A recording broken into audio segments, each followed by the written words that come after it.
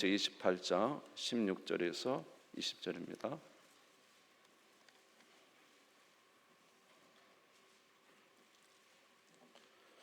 마태복음 제28장 16절에서 20절 말씀.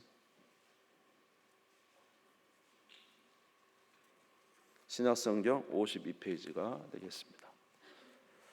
네, 오늘 우리 같이 한 목소리로 마태복음 28장 16절에서 20절을 같이 읽도록 하겠습니다. 시작. 11 제자가 갈릴리에 가서 예수께서 지시하신 산에 이르러 예수를 배웠고 경배하나 아직도 의심하는 사람들이 있더라. 예수께서 나와 말씀하여 이르시되 하늘과 땅의 모든 권세를 내게 주셨으니 그러므로 너희는 가서 모든 민족을 제자로 삼아 아버지와 아들과 성령의 이름으로 세례를 베풀고 내가 너희에 분부한 모든 것을 가르쳐 지키게 하라.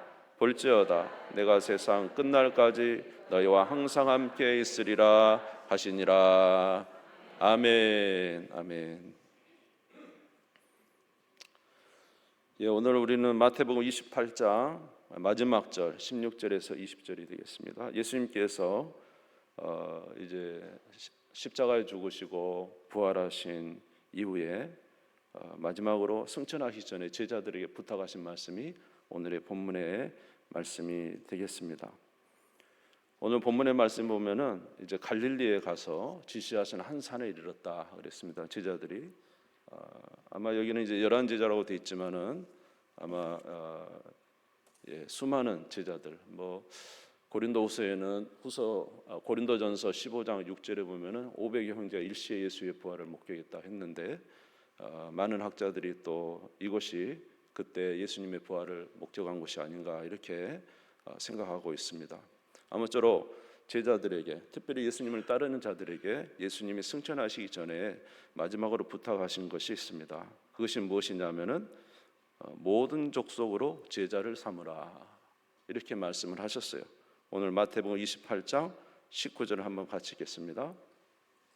같이 읽겠습니다. 시작. 너희는 가서 모든 민족을 제자로 삼아 아버지와 아들과 성령의 이름으로 세례를 베풀고, 여기 보면은 이제 제자를 삼으라 이런 말씀이 있습니다.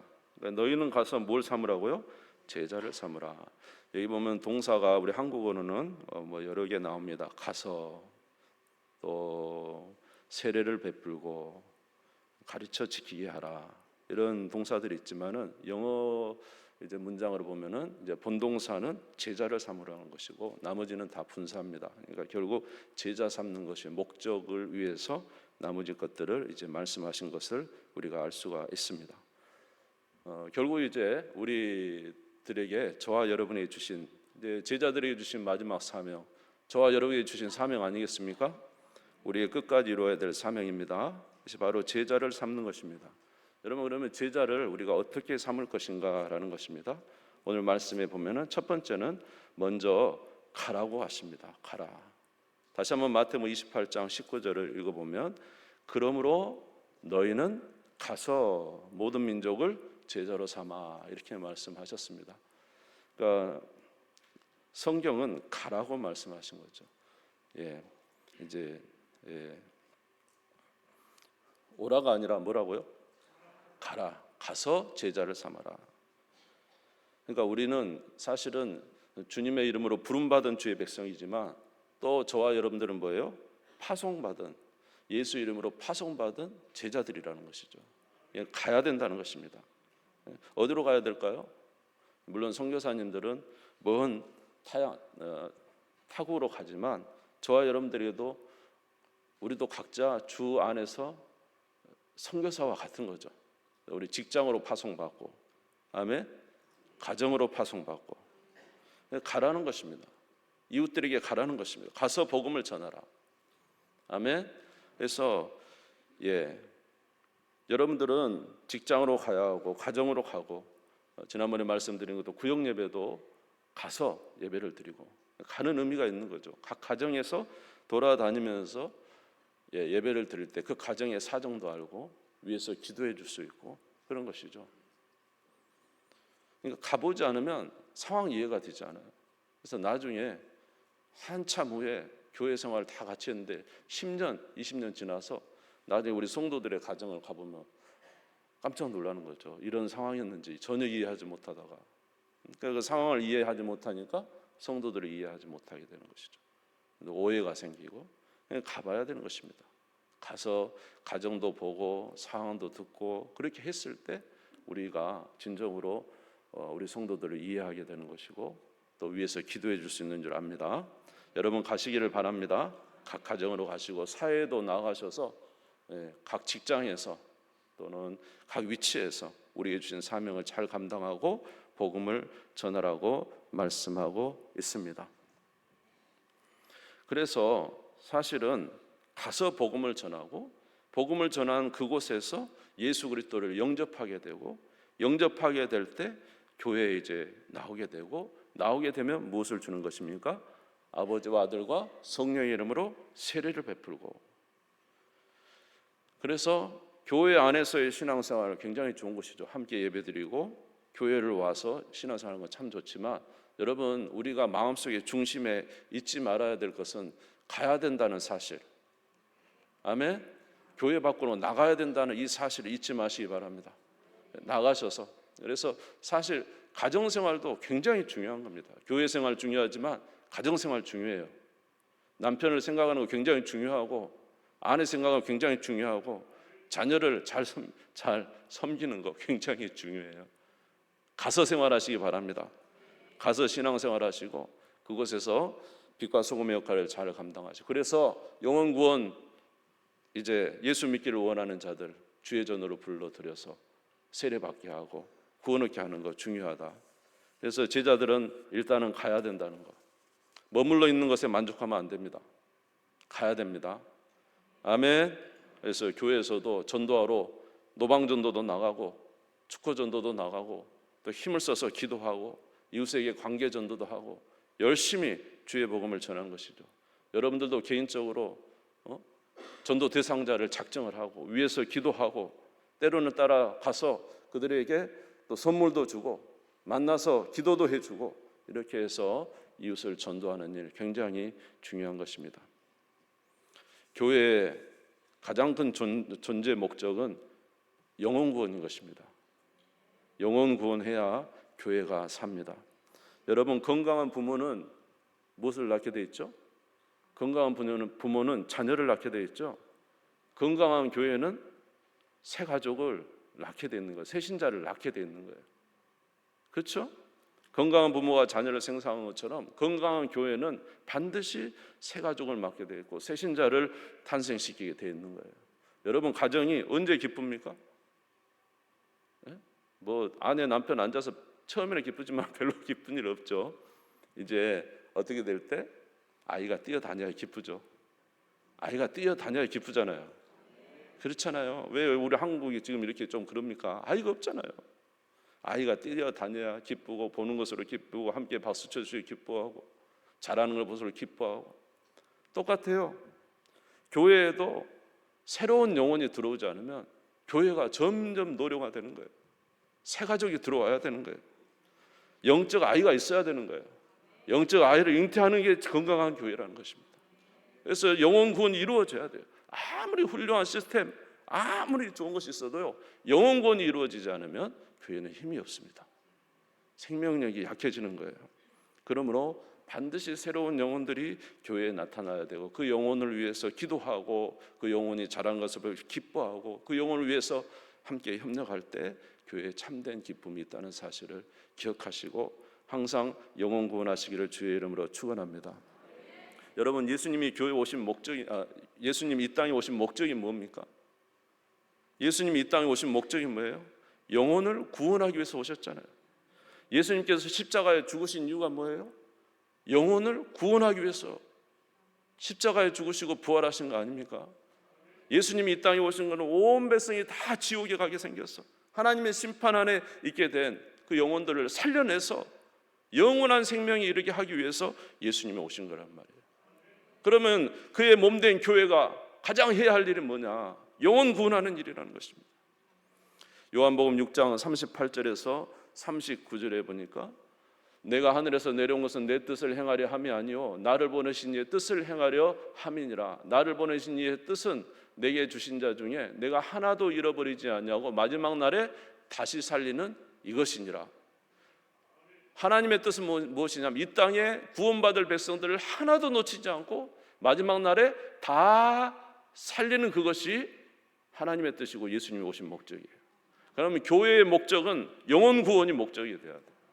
교회의 사명은 영혼 구원이 사명이 돼야 되는 거예요. 아멘. 요한복음 3장 16절입니다. 요한복음 3장 16절 우리가 잘 알죠? 같이 읽겠습니다. 시작. 하나님이 세상을 이처럼 사랑하사 독생자를 주셨으니 이는 그를 믿는 자마다 멸망하지 않고 영생을 얻게 하려 하심이라. 할렐루야. 영생을 얻게 하려 하심이라. 지옥 갈 영혼이 구원받을 때 가장 기쁨이 있는 거예요.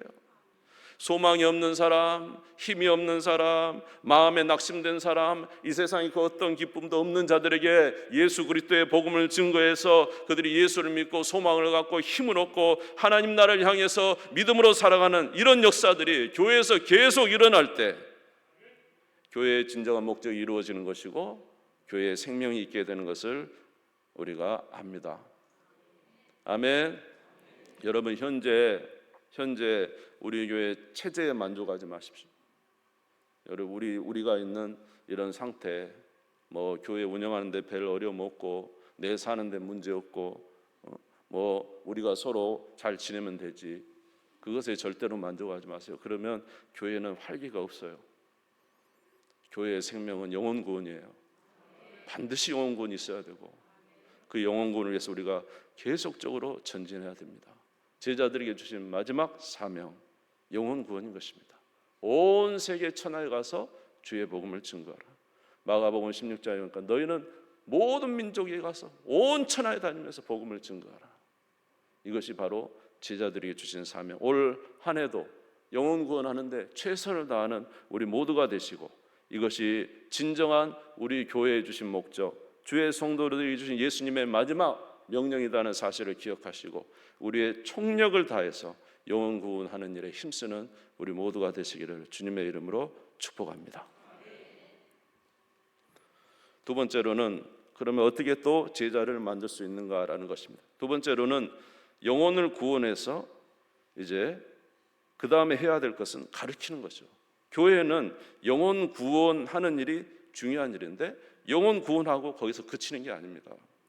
여러분 사람이 잉태하고 아이가 태어나면은 그냥 그대로 있으면 되겠어요? 아이가 자라야 되는 것이죠. 교회는 성도들의 신자들의 엄마와 같은 것이 교회예요.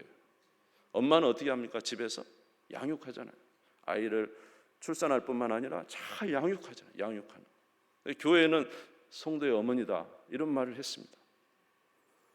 그러므로 교회에서 성도가 이제 예수를 믿게 된다면 그 성도를 잘 자랄 수 있도록 하는 것, 그것이 교회의 사명이에요. 다른 말로 말하면 성도들이 하나님의 말씀대로 살 수 있도록 잘 양육하고 가르치는 것을 말하는 것입니다. 마태복음 28장 20절을 한번 같이 읽겠습니다. 마태복음 28장 20절 우리 성경을 봐도 같이 읽겠습니다. 시작. 내가 너에게 분부한 모든 것을 가르쳐 지키게 하라. 볼지어다 내가 세상 끝날까지 너희와 항상 함께 있으리라 하시니라. 할렐루야. 두 번째는 가르치라는 것입니다. 가르치라는. 아이는 잘 성장할 수 있도록 가르쳐줘야 돼요. 그래서 베드로전서 2장 2절에 보니까 갓난아이와 같이 신령한 젖을 사모하라. 신령한 젖을 먹을 때 아이가 자라는 것이죠. 신령한 젖은 뭐예요? 하나님의 말씀이죠. 하나님의 말씀이 잘 증거되고 하나님의 말씀을 잘 먹을 때 성도들이 성장하게 되는 거예요. 디모데후서 3장 16절에서 17절 말씀 보겠습니다. 디모데후서 3장 16절 17절 말씀 3장인데 디모데후서 3장 16절 3장 16절 한번 띄워주세요. 우리가 잘 아는 말씀이죠. 모든 말씀은 하나님의 성령으로 성령의 감동으로 된 것으로서 교훈과 책망과 바르게 함과 의로 교육하기에 유익하니 이는 하나님의 사람으로 온전하게 하고 모든 선한 일을 행할 능력을 갖추게 하려 하십니다. 할렐루야. 하나님의 말씀이 우리를 가르치고 양육한다는 거예요. 온전하게 한다는 거예요. 그래서 하나님의 말씀은 그의 백성으로 온전한 신자가 되도록 만들어 주시는 것입니다. 그러므로 신자가 성장하는 데 가장 필요한 것은 하나님의 말씀이요, 이 말씀이 성도들 가운데 가장 풍성할 때 잘 자랄 수가 있는 거예요. 여러분, 어렸을 때 먹을 것 없이 아주 가난하게 자라면 나중에 키가 안 크잖아요. 그것이 나중에 엄청난 성장에서도 후유증이 있잖아요. 교회 안에 영적 꼴이 풍성해야 잘 자라는 것입니다. 하나님의 말씀이 바로 자라게 하는 것입니다. 온전한 일을 감당할 수 있는 제자를 만드는 것이 하나님의 말씀. 그래서 사도 바울이 그 에베소 교회를 이제 무엇에 맡긴다 그랬죠? 주와 그 은혜의 말씀에 부탁한다. 말씀이 선한 열매를 맺게 해주실 것이다. 그래서 여러분, 사랑하는 성도 여러분, 저와 여러분이 주 안에서 진정한 제자가 되기 위해서는 하나님의 말씀의 꼴이 우리 안에 있어야 되는데, 이 말씀이 여러분 가운데 풍성하시기를 바랍니다. 그러기 위해서 여러분 각종 예배에 꼭 참석하셔야 돼요. 하나님께서 사역자를 세우신 이유는 하나님의 말씀으로 권하기 위해서 세웠어요. 말씀으로 여러분들의 영혼을 위해서 권하는, 선포하고 증거하는 자로 세웠어요. 두 번째로는 가르치는 자로 하나님께서 주의 사역자를 세우신 거예요. 그러니까 예배를 통해서 하나님의 말씀을 증거될 때 그 말씀이 여러분들의 영혼의 양약이 되고 힘이 되고 능력이 되는 것입니다. 주중에 여러분이 예배에 참석하시면은 그 예배를 통하여서 우리의 영적 은혜가 공급되고 힘을 받아서 잘 생활할 수 있는 거예요. 하나님의 뜻을 이루어갈 수 있는 거예요. 그러므로 예배에 꼭 참석하셔서 함께 영광을 돌리시고 주의 말씀을 듣는 우리 성도들 되기를 바랍니다. 두 번째로는 어떻게 해야 제자가 되느냐 하면 교회에서 세운 프로그램에 잘 참여하는 거예요.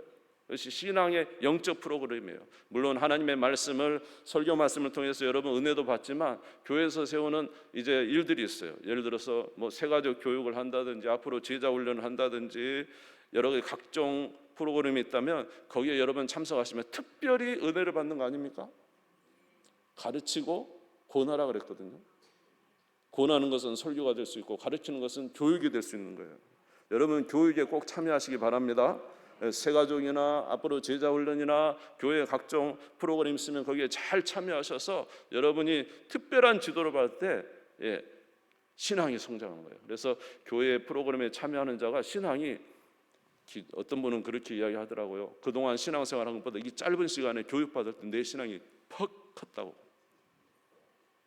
그렇게 될 때 신앙이 성장하게 됩니다. 세 번째로는 신령한 자신 하나님의 말씀을 읽고 묵상하는 그런 신자가 돼야 돼요. 그저 그냥 어머니가 입에 밥을 떠서 먹여주는 것만, 늘 그것만 바라는 어린아이죠. 이제 성장하면 어떻게 해요? 스스로 자기가 음식도 차려 먹고 스스로 일을 할 줄 알아야 되는 거예요. 그렇기 때문에 우리 사랑하는 성도님들은 절대로 새해에는 꼭 여러분이 스스로 하나님께서 맡기신 하나님의 말씀을 늘 먹는 일에 열심 내시기 바랍니다. 적어도 1년에 1독은 내가 통독을 하겠다. 내가 세례 받기 전이면 모르는데 적어도 내가 세례를 받은 사람이라면 하나님께서 왜 성경 말씀을 줬습니까?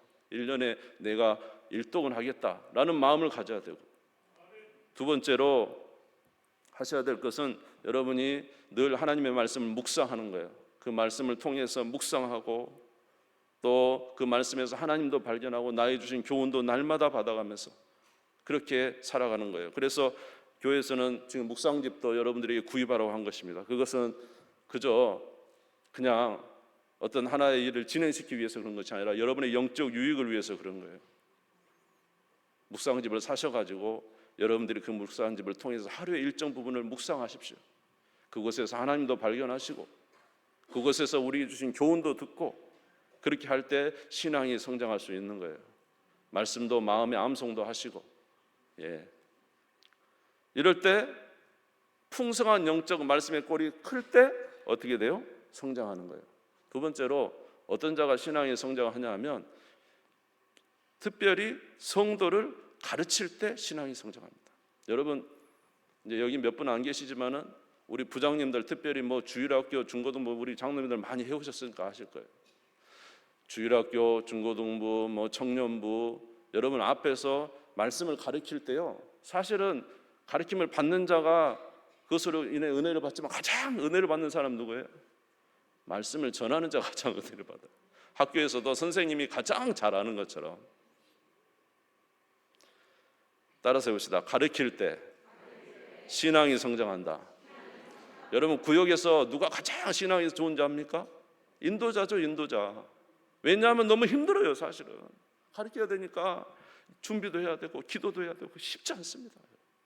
그러나 그것으로 인해서 하나님께서 신앙의 역동성을 주시고 힘을 주셔서 오히려 잘 신앙을 더 그것으로 인해서 든든히 세우는 역할을 하는 거예요. 그러니까 여러분 앞으로 여러분에게 그런 기회가 주어질 때 뒤로 하지 마시고 이 복이다 생각하고 막 취하시기 바랍니다. 아멘 좀 크게 해보세요. 앞으로 교회에서 어떻게 진행이 될지 모르지만은 혹시 여러분들이 우리 신앙이 아주 연약한 이제 새로 들어온 신자들도 있어요. 그런 신자들에 대해서 여러분들이 이제 이렇게 조금 조언도 해주고 가르칠 수 있는 기회가 생긴다면은 열심히 하시기 바랍니다. 물론 교회에서 지도하는 아래에서 해야 되겠지만은 그렇게 열심히 가르칠 때 신앙의 성장이 온 것입니다. 여러분의 안에 하나님의 말씀이 풍성하시기를 주의 이름으로 축원합니다. 그래서 제자가 되는 것은 하나님의 말씀을 듣고 배우고 때로는 가르치면서 진정한 제자로 성장될 수가 있는 거예요. 우리 교회는 그런 은혜가 많아야 돼요. 따라서 하겠습니다. 가르치거나 가르침을 받거나. 아멘. 하나님의 말씀을 가르치거나 가르침을 받거나, 말씀을 묵상하고 통독하고 예배에 참석하고, 아멘, 각종 훈련에 또 이제 참여하게 된다면은 큰 은혜가 있게 될 줄로 믿습니다. 그래서 한번 따라서 하시겠어요? 우리 마음 안에 하나님의 말씀이 풍성할 때 신앙이 성장한다. 제자가 되는 거예요. 제자가. 그것이 없이 어떻게 제자가 됩니까? 예수님이 지금 하신 거잖아요. 예수님이 가서 가르쳐라. 두 번째로는, 세 번째로는 뭐예요? 지켜야 된다는 거예요. 지켜야. 가르쳐 지키게 하라. 신앙의 목적은 지키는 것입니다. 우리가 맨날 듣고만 아는 것은 많아요. 그런 아는 것이 우리가 진정으로 그 신앙을 완수했다고 말할 수 있습니까? 아는 것이 무엇으로 나타날 때 우리 신앙이 진정한 것이 됩니까? 지켜 행할 때 진정한 것이 되잖아요. 가르쳐 지키게 하라. 주님의 목적은 가르쳐 지키게 하는 데 목적이 있어요. 신앙은 가르침만 받으면 안 됩니다. 가르침 받은 것을 실제 삶에 그대로 나타날 수 있어야 돼요. 그래서 여러분 우리가 배운 것을 실제적으로 실천하기 위해서는 그 말씀을 훈련할 수 있는 공간이 필요하고 훈련할 수 있는 시간들이 필요한 거예요. 그것이 바로 교회의 봉사라는 거예요. 교회에 봉사하는 것은 여러분들이 배운 것에 대해서 실천할 수 있는 기회예요.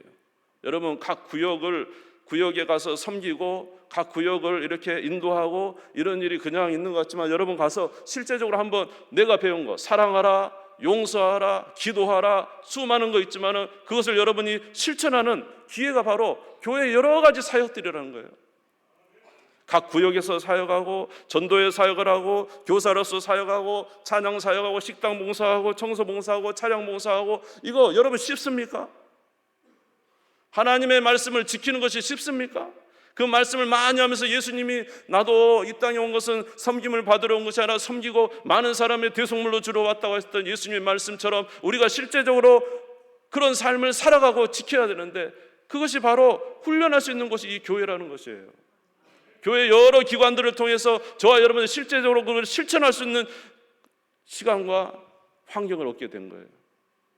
여러분 한번 가서 진짜 교회에 각가지 상황 속에서 여러분이 그곳에서 한번 섬겨보시고 인도자가 되어보시고 한번 해보십시오.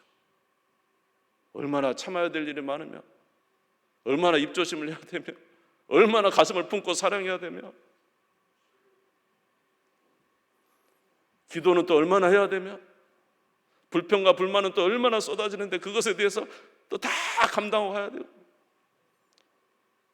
그렇게 된 사람이 말씀을 지키는 사람 아닙니까?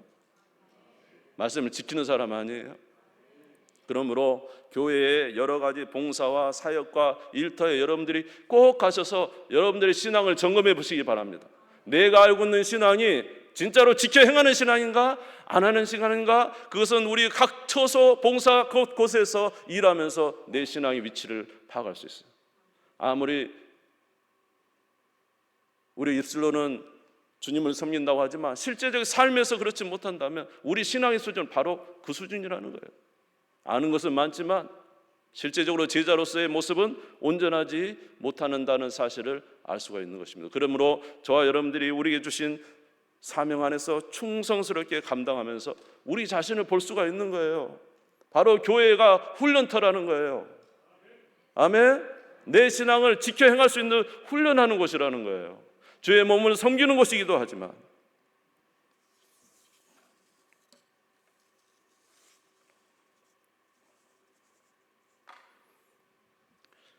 그래서 성도는 따라서 하겠습니다. 반드시 교회 봉사에 헌신에 참여해야 된다.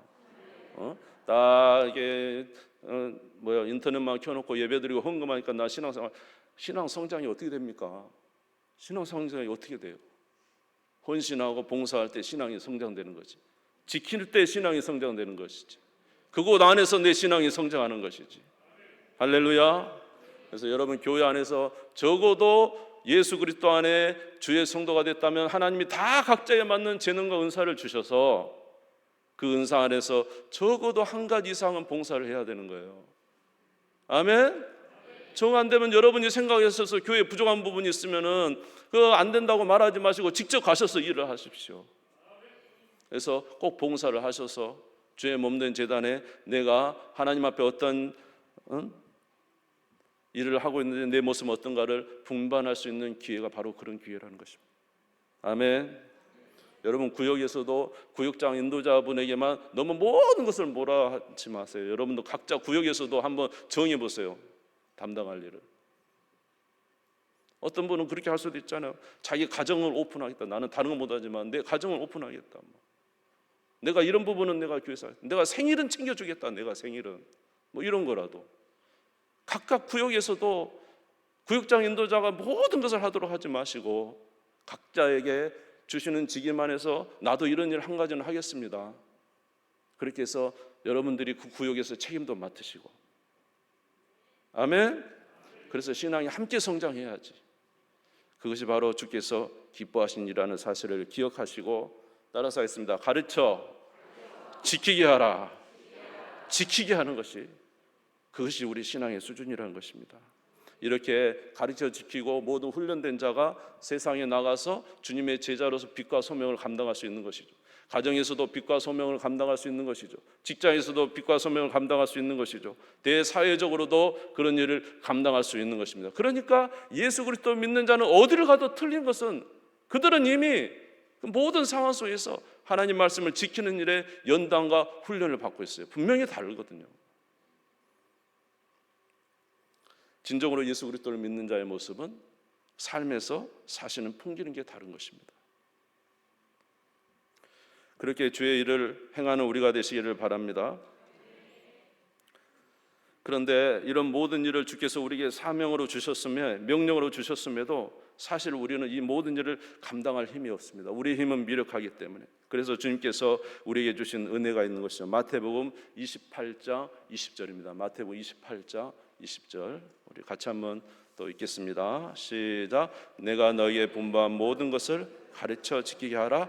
볼지어다 내가 세상 끝날까지 너희와 항상 함께 있으리라 하시니라. 할렐루야. 볼지어다 내가 뭐라고요? 세상 끝날까지 너희와 항상 함께 있으리라. 누가 함께 하신다는 거예요? 우리는 감당할 수 없어요. 우리는 어느 정도 하지만 힘이 없어요. 그러니까 우리가 할 수 있는 것은 내 힘이 아니라 누가? 성령께서 우리 안에 거하시면서 우리를 힘을 주시고 우리에게 은혜를 베풀어 주시기 때문에 그 일을 하는 것입니다. 우리 힘으로 한다면 진작에 끝났죠, 사실.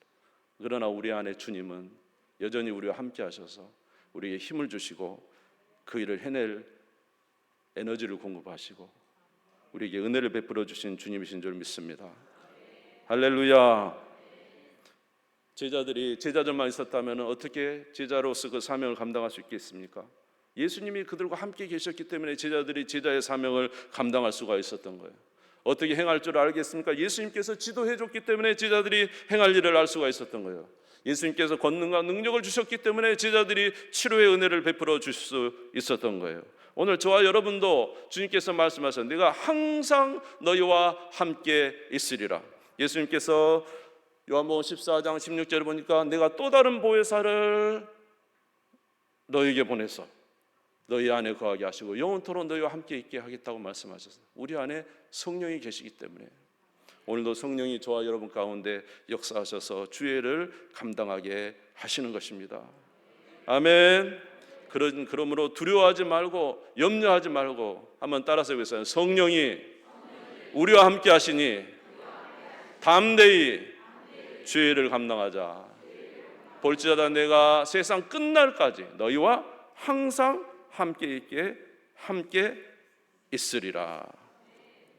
성령은 어떤 분이십니까? 이사야 11장 2절을 보겠습니다. 이사야 11장 같이 읽겠습니다. 시작. 그 이에 여호와의 영 곧 지혜와 총명의 영이요 모략과 재능의 영이요 지식과 여호와를 경외하는 영이 강림하시리니. 아멘. 우리에게 지혜가 없을 때 성령을 의지하시기 바랍니다. 지혜를 주시고 모략을 주시고 재능을 주십니다. 또 우리에게 권능을 주십니다. 사도행전 1장 8절 사도행전 1장 8절 같이 읽겠습니다. 오직 성령이 너희에게 임하시면 너희가 권능을 받고 예루살렘과 온 유대와 사마리아와 땅끝까지 이르러 내 증인이 되리라 하시니라. 할렐루야. 성령이 권능 주시면 복음을 전할 수 있어요. 예루살렘과 온 유대와 사마리아와 땅끝까지. 그러나 주의 성령이 이미 저와 여러분 가운데 와 계십니다. 아멘. 그러므로 주와 함께 주의 일을 감당하며 하나님은 우리를 통해서 놀라운 역사를 하십니다. 우리가 기도할 수 없을 때 성령은 말할 수 없는 탄식으로 우리 가운데서 주의 일들을 위해서 간구하고 계신다고 말씀하셨습니다. 그러므로 사랑하는 성도 여러분, 성령을 의지하시기를 주의 이름으로 축원합니다. 주의 사역을 잘 감당하시기를 주의 이름으로 축원합니다. 그래서 예수님의 제자가 되시기를 간절히 소원합니다. 그리고 예수의 제자를 만드는 일을 우리가 행합시다. 주께서 너희는 가서 모든 민족으로 무엇을 삼으라고요? 제자를 삼으라. 우리가 제자가 되고 또 제자 삼는 일을 행해서 2024년도 우리 교회 예수님의 제자가 충만하시기를 부흥되기를 주의 이름으로 축복합니다. 우리 주님 세움 부르짖고 다 같이 기도하겠습니다. 하나님,